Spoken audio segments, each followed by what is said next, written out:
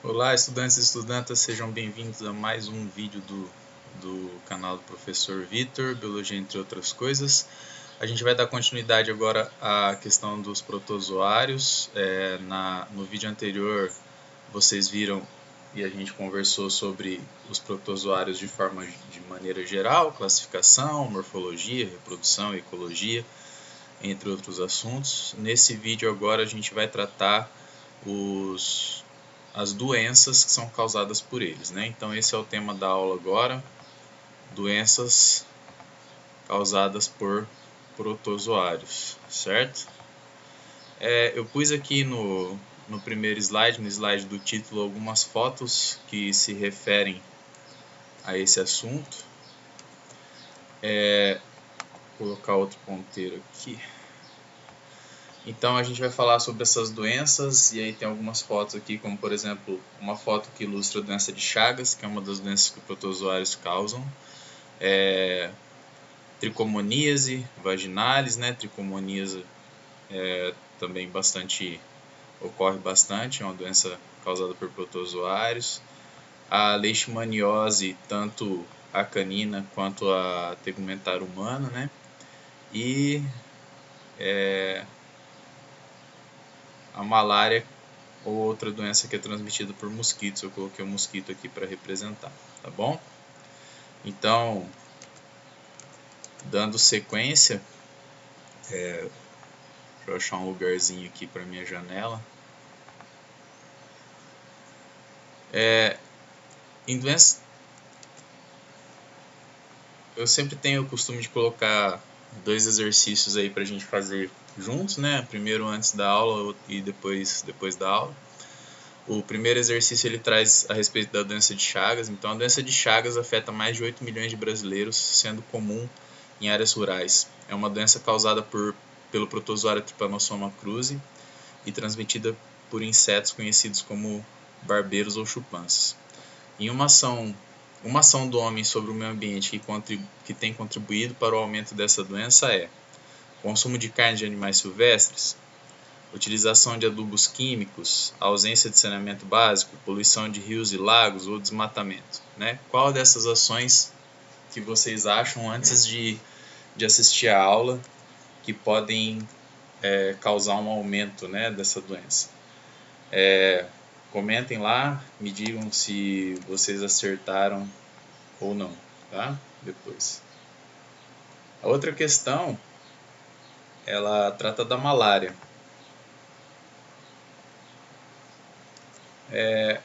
A malária é uma doença típica de regiões tropicais. De acordo com os dados do Ministério da Saúde, no final do século XX, foram registrados mais de 600 mil casos de malária no Brasil, 99% dos quais na região amazônica.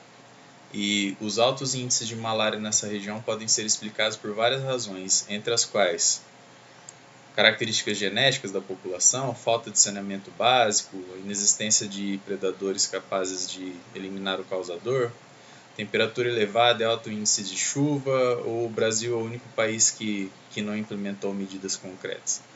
Então, escolha aí a alternativa, pense a respeito e deixe aí no comentário e aí depois a gente vê se você acertou até o final da aula.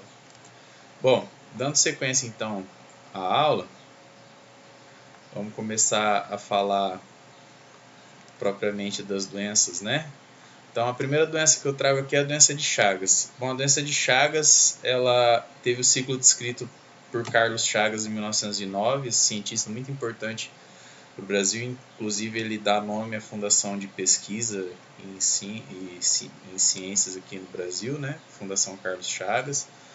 E ele descreveu e deu nome a um tripanossoma, que é esse aqui, que é o Trypanosoma cruzi, em homenagem a Oswaldo Cruz, que é um outro grande sanitarista que também hoje dá nome à Fundação Oswaldo Cruz, que vocês já devem ter ouvido falar com certeza. É uma doença transmitida por percevejos, que são conhecidos cientificamente como triatomíneos, e popularmente como barbeiros, chupanças, procotós ou bichos de parede. Esse percevejo contrai o tripanossoma picando animais reservatórios, macacos, tatus, né, outros mamíferos, ou alguma outra pessoa que tenha a doença de Chagas, né? E ele elimina esse tripanossoma pelas fezes dele. Então não é a picada propriamente dita do percevejo que transmite a doença de Chagas. Mas quando ele pica, ele defeca no local, porque ele se enche do sangue do parasitado, né? E isso faz com que ele defeque no local. Então a pessoa, às vezes, ao sentir uma coceira, coça aquele local e puxa as fezes que estariam ali do lado, ou para o machucado da picada, ou para alguma mucosa, como olho, boca, né? Pode entrar também. E aí a pessoa acaba se infectando com esse parasita. Aqui tem uma figurinha com algumas espécies que fazem essa transmissão, tá? Esse percevejo. Então, quando a pessoa se coça e empurra essas fezes para o olho, por exemplo, esse olho causa esse inchaço e a pessoa entra numa fase aguda da doença, que apresenta febre, enjoo, né? E aí, depois de um tempo, essa doença se torna crônica. Então, o Trypanosoma cruzi inicialmente se aloja na pele ou na mucosa e se reproduz. E aí ele entra na corrente sanguínea e causa febre, causa algumas consequências crônicas e depois ele se aloja em órgãos internos. A partir do momento que se aloja em órgãos internos já não tem mais sintomas naquele momento, mas ele nesses órgãos internos, ele se reproduzindo ali, ele vai acabar causando uma lesão nesses órgãos e isso geralmente causa o aumento e a redução de eficácia desse órgão. A infecção mais clássica que tem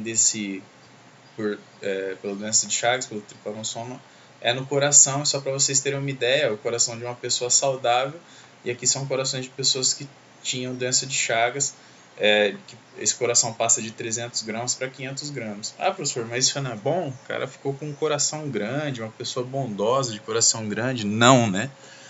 O coração, quanto menor, mais eficiente ele é como bomba, né?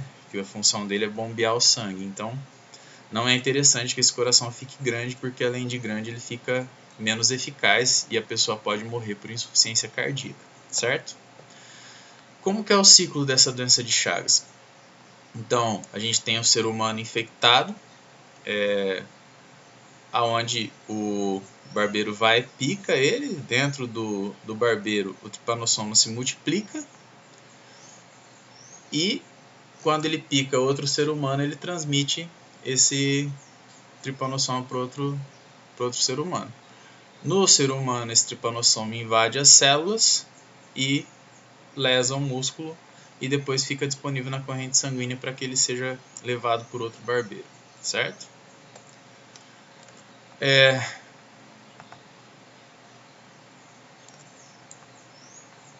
O barbeiro, onde que ele vive? Ele geralmente vive em frestas e são muito comuns em casas de pau a pique, sapê ou madeira. Então, pau a pique é essa técnica de construção que usa madeira e barro, né?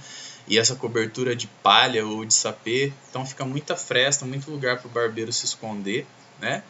E aí, o que eu posso fazer para diminuir a incidência dessa transmissão? A gente tem que combater o barbeiro com inseticidas, melhorar as construções, melhorar a preservação de ambientes naturais, porque se o barbeiro ele vive em ambiente natural, agora se o ambiente natural é desmatado, se os animais silvestres, que é de quem ele geralmente se alimenta, ficam indisponíveis, ele acaba se aproximando dos ambientes urbanos ou de habitações humanas, o que vai causar um problema para a transmissão, certo?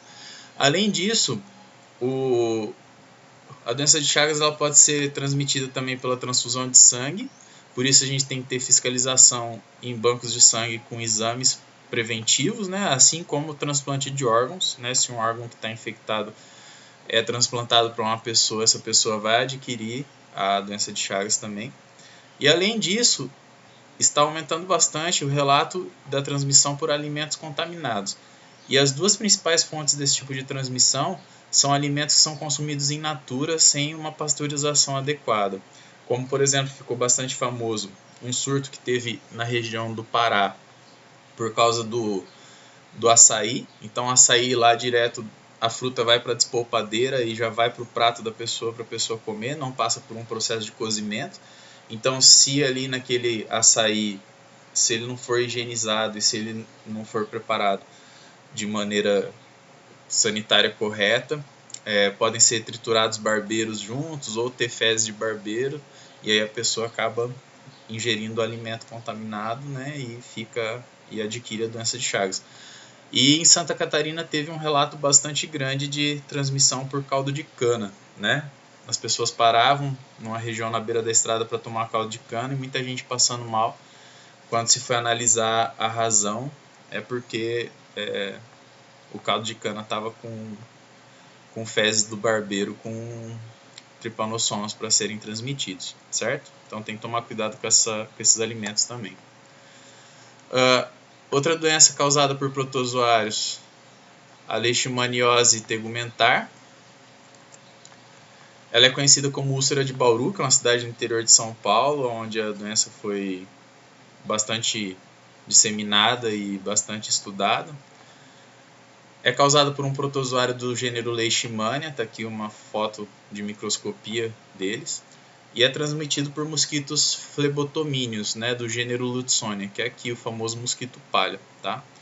Eles se infectam ao sugar pessoas ou animais contaminados. Então imagina que você tem seu cachorro está com leishmaniose, o mosquito pica o cachorro, se infecta, e aí pica você e te infecta, né? Então, a leishmania penetra pela saliva do mosquito, é diferente do barbeiro, né? Tá na saliva, não precisa coçar nem nada, só dele picar ele já está injetando a leishmania em você. Ela se reproduz na pele e causa lesão. A lesão típica é essa, de bordas altas, né? E interior granuloso e úmido.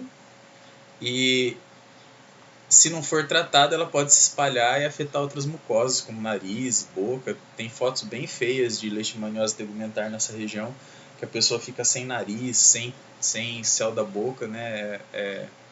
É bem mórbida, né, a doença. E para prevenir essa doença, a gente tem que tratar os doentes e combater o mosquito, né? Além de tentar eliminar os reservatórios. Então, fazer exames periódicos nos cães, se o cão tiver diagnóstico de leishmaniose, fazer o tratamento correto para diminuir a chance dele transmitir e evitar a aproximação dos animais silvestres que possam ser reservatórios também para a região próxima de habitações humanas, certo? A leishmaniose ela pode ter outra forma, que é a leishmaniose visceral, que também é conhecida como calazar, que em hindu significa doença mortal. Ela é transmitida também pela picada do mosquito palha e ela provoca febre, anemia e aumento do baço. Só para vocês terem uma ideia, peguei um material da Prefeitura de Belo Horizonte que compara um baço normal com o baço de uma pessoa infectada, né? E ela pode ser fatal se não tratada. E o tratamento é relativamente complicado, requer antibióticos bastante potentes e só pode ser feito com um acompanhamento médico, tá? Então, de novo, chamar a atenção para a questão do cão. Quais são os sintomas do meu cão? Primeiro, para aparecer sintomas, a leishmaniose já tem que estar relativamente avançada. Então, é interessante que vocês façam exames preventivos, né? Sem precisar aparecer sintomas. Mas falta de apetite, emagrecimento, aquele cachorro que fica apático, perca de pelos, crescimento de unhas exageradamente, perda de pedaços da orelha, perda de pelos ao redor dos olhos, né, feridas na cara deles. Tudo isso são sintomas que fazem com que você tenha que procurar urgentemente um médico veterinário, né, para que ele possa fazer o diagnóstico e, se confirmar, começar logo com o tratamento da doença, porque enquanto o seu cachorro está desse jeito, ele está transmitindo. Então, se algum mosquito picar ele e vier picar você, ele vai transmitir a leishmaniose para você, certo? Qual que é o ciclo da leishmaniose? Então, tem você, ou o seu cachorro, ou outro mamífero, né? O mosquito pica você, adquire os amastigotas, que são liberados no intestino do mosquito, que se reproduzem e vão para válvula faríngea, onde ele é injetado em outro mamífero, certo? Outra doença, Trichomonas vaginalis, ou a tricomoníase, né, que é provocado pelo Trichomonas vaginalis. Provoca inflamação da uretra e da vagina. Com essa inflamação acontece a eliminação de um líquido branco ou amarelado. Homens geralmente são assintomáticos, então geralmente o homem, se tem, não sabe, mas está transmitindo para mulheres, e essas mulheres vão ter os sintomas. Ela é transmitida sexualmente, por isso, se um dos componentes de um casal é diagnosticado com essa doença, os dois têm que tomar o remédio, porque senão um acaba reinfectando o outro. A prevenção é o uso de preservativos, cuidados com objetos íntimos, porque o parasita pode sobreviver fora do corpo. Por exemplo, uma calcinha usada, né, uma cueca que foi usada por alguém, não deve ser compartilhada com outra pessoa, porque o parasita pode estar ali no tecido e transmitir. Toalha, assentos de vaso, né, chuveiros higiênicos, tudo isso pode ser fontes de transmissão de tricomonas vaginalis, então tem que tomar cuidado com esses objetos de uso íntimo. E a tricomoníase, então, principalmente na mulher, porque os homens geralmente são assintomáticos, vai causar essa inflamação da parede vaginal e esse corrimento branco ou amarelado, de um líquido branco ou amarelado, certo? Qual que é o ciclo? Transmissão sexual, homem para mulher ou mulher para o homem, e a reprodução dentro dessa uretra e da vagina. Outra doença, giardíase, provocada pela Giardia lamblia. Ela infecta o intestino delgado, e aí ela se alimenta da parede da mucosa do intestino delgado, e isso provoca diarreias graves. E a contaminação é feita pela ingestão de alimentos contaminados. Então, para prevenir, a gente tem que ter saneamento básico, evitando que as fezes de alguém contaminado entrem em contato com a água ou com o alimento de outras pessoas, né? Lavar bem as mãos após ir ao banheiro e antes de preparar os alimentos. Higienizar e lavar bem os alimentos, né? E só tomar água tratada de origem conhecida ou fervida, né? Se você estiver num local onde não tem água tratada disponível, beleza? O ciclo dessa doença também é simples, a pessoa se alimenta de algum alimento ou água contaminada com cistos de giardia. Essa giardia vai para o intestino delgado, começa a se alimentar, gera cistos, esses cistos são eliminados pelas fezes, que contaminam outros alimentos e água e que é ingerido por outra pessoa. Então assim o ciclo fecha.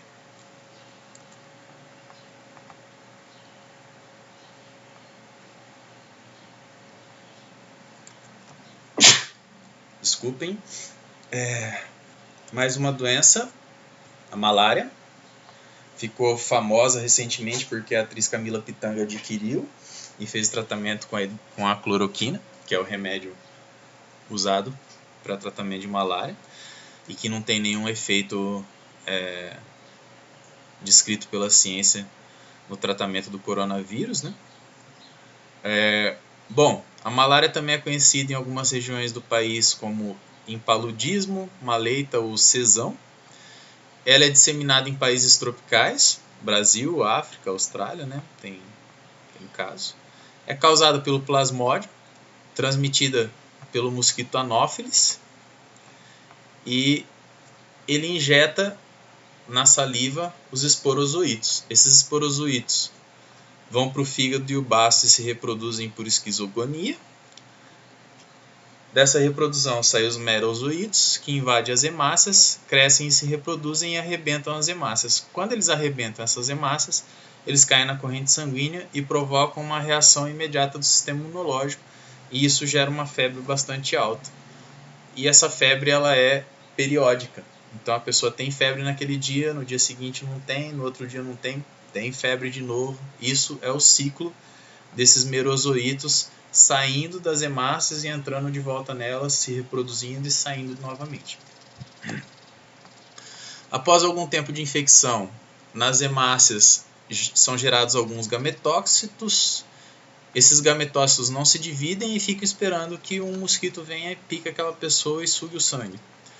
Quando o mosquito suga esse sangue, os gametócitos se fecundam e geram ocinetos, que são ovos que são capazes de se locomover e que têm pseudópodos. Formam oocistos. Esses oocistos sofrem uma esporogonia e vão para as glândulas salivares do mosquito. E aí aqui a gente tem dois conceitos importantes em parasitologia, que é do hospedeiro definitivo e do hospedeiro intermediário. No caso da malária, o mosquito é o hospedeiro definitivo, porque é nele que ocorre a reprodução sexuada, que é representada pela fusão dos gametócitos e geração dos oocinetos. Tá? E no homem, nós somos hospedeiros intermediários, porque não ocorre reprodução sexuada no homem, somente reprodução assexuada. O ciclo da malária é bastante complexo, tá? Coloquei aqui para vocês darem uma olhada. Mas no homem, quando o mosquito pica o homem, né? São gerados os trofozoítos. Os trofozoítos rompem e caem na corrente sanguínea, né? E os merozoítos também rompem e caem na corrente sanguínea. E é um ciclo complexo, foi descrito anteriormente. Eu deixo a figura aí para vocês darem uma olhada. Aqui no mosquito, né?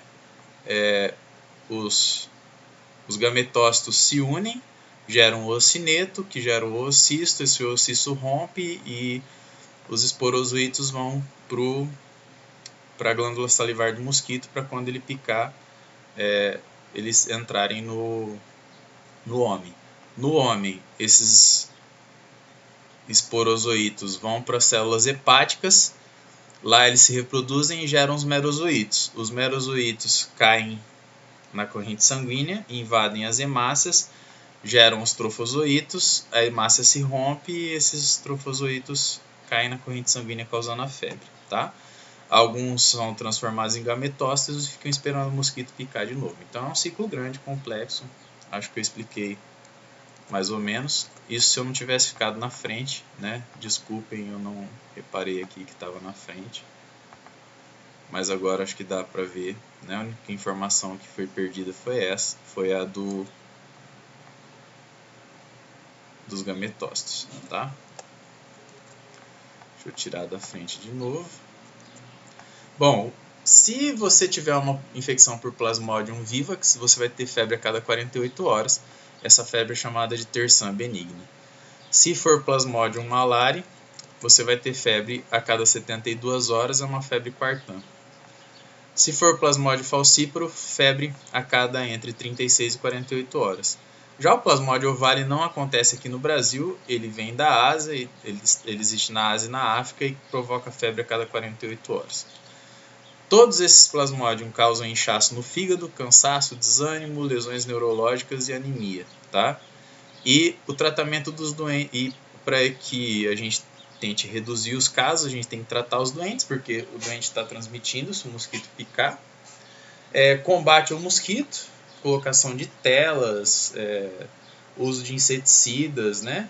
E exames preventivos em transfusões de sangue, porque também pode ser transmitida pela transfusão de sangue.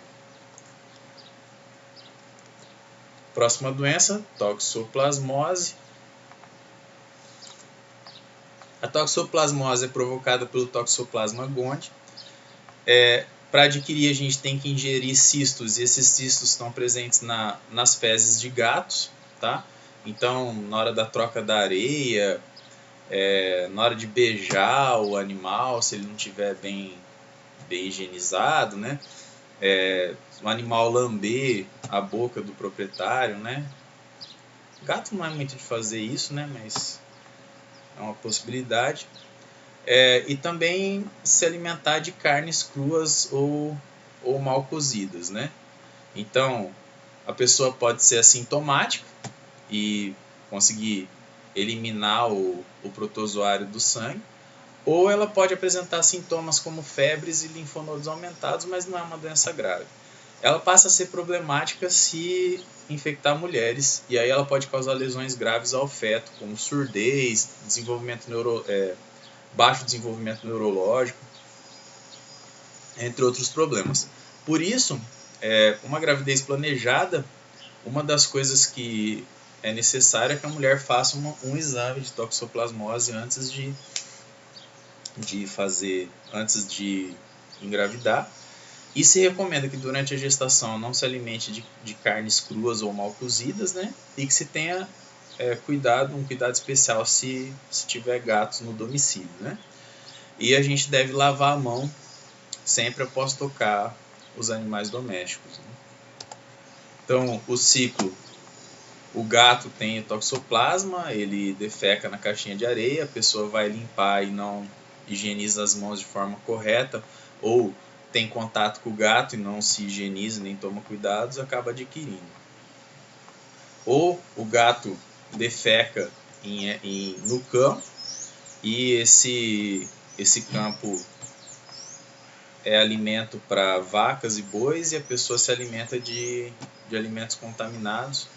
Ou essa fezes do gato vai parar na horta e a pessoa se alimenta de vegetais contaminados e adquire a toxoplasmose.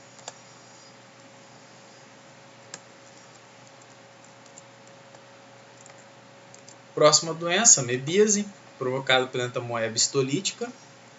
A ingestão de cistos em alimentos e água contaminada provoca febre, calafrios, enjoo, cansaço, náusea, vômito e diarreia. Podem causar lesões no fígado, se caírem na corrente sanguínea. E para prevenir essa doença, a gente deve recorrer ao saneamento básico, à higiene e ao tratamento de doentes. Então, o ciclo: a pessoa ingere cistos maduros, a ameba se desenvolve no intestino, podendo atacar outras partes do corpo. Cistos saem nas fezes e vão de alguma forma parar no alimento de uma próxima pessoa. Bom, voltando lá para as nossas questões do começo da aula, eu espero que agora vocês tenham as respostas. A doença de Chagas afeta mais de 8 milhões de brasileiros, sendo comum em áreas rurais.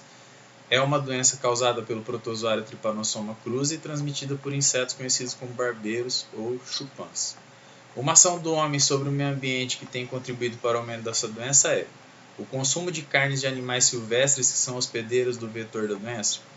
Não é possível adquirir doença de Chagas se alimentando de carne, tá? A não ser que, sei lá, você moa a carne com o barbeiro junto e come essa carne crua, mas é uma situação extremamente particular. A utilização de adubos químicos na agricultura que aceleram o ciclo reprodutivo do barbeiro. Não tem nenhum relato disso, nunca ninguém falou a respeito disso.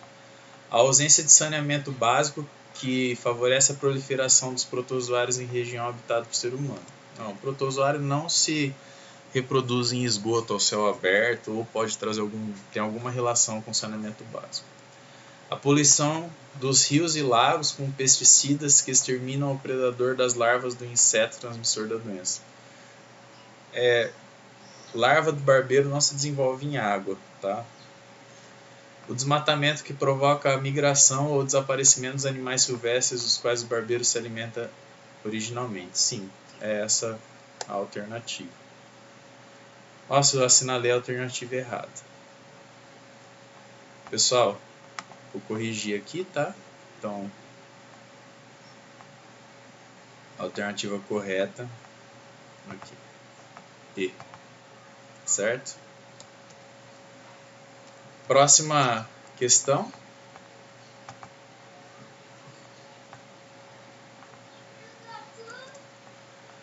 A malária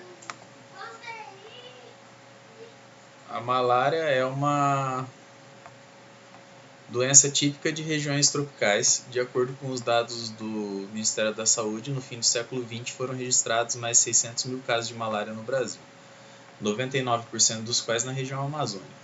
Os altos índices de malária nessa região podem ser explicados por várias razões, entre as quais as características genéticas das populações locais facilitam a transmissão e dificultam o tratamento da doença. Nada a ver, né? As pessoas na Amazônia têm uma genética que favorece a malária. Não. A falta de saneamento básico propicia o desenvolvimento do mosquito transmissor da malária nos esgotos não tratados. Não, o mosquito que transmite a malária não se reproduz em esgoto, tá? A inexistência de predadores capazes de eliminar o causador ou transmissor em seus focos impede o controle da doença. Não tem nenhum predador que é capaz de reduzir isso em lugar nenhum. Tá? A temperatura elevada e os altos índices de chuva na floresta equatorial favorecem a proliferação do mosquito transmissor. O Brasil é o único país do mundo que não implementou medidas concretas para interromper a transmissão em núcleos urbanos. Não, a gente tem boas ações no SUS, tá? Nada. Então aqui sim a resposta correta é a D, tá? Bom, peço desculpas pela confusão no exercício anterior, mas acho que ficou corrigido e ficou claro, né? Eu espero que vocês tenham entendido bem a aula. Agradeço por vocês estarem assistindo esse vídeo aí. Se gostaram, não esqueçam de colocar o joinha aí, curtir e se inscrever no canal para a gente saber que está fazendo o serviço de maneira correta. Se tiver sugestões, deixe aí nos comentários ou me mandem de alguma outra forma se você tiver contato comigo, beleza? Obrigado, pessoal. Uma boa tarde para vocês. Tchau, tchau.